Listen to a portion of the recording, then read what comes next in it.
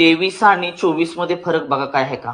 24 आणि 50 मध्ये बघा, 50 आणि 153 मध्ये, 153 आणि तुमचा क्वेश्चन मार्क मध्ये काय फरक आहे का बघा.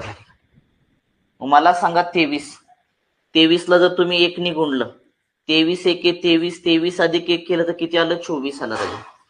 24 ला आपण 2 ने गुणूया, 24 दोन्ही 48, 48 मध्ये 2 मिळवलं किती आलं, 50 आलं राजा. आता आपण काय करूया, इथं 3 न गुणूया, 5 त्रिक 15, 150 आलं. 150 मध्ये तुम्ही काय केलं, 3 मिळवलं राजा, 153 आलं.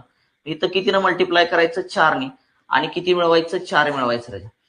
4 त्रिक किती आले, 12, हातच्याला गेला 1, 4 25, 20 आणि किती आलं, 21, हातच्याला 2, खाली 1 आला राजा. 4 1 4, 4 आणि 2 किती आले तुमचे, 6. 612 मध्ये आपल्याला 4 मिळवायचं आहे. 612 मध्ये 4 मिळवलं तर 600 किती आलं तुमचं, 16 आलं. 16. प्रश्न चिन्हाच्या जागी कोणती संख्या येईल बेटा, 616 येईल. 616 आली का, चेक करून घ्या. 600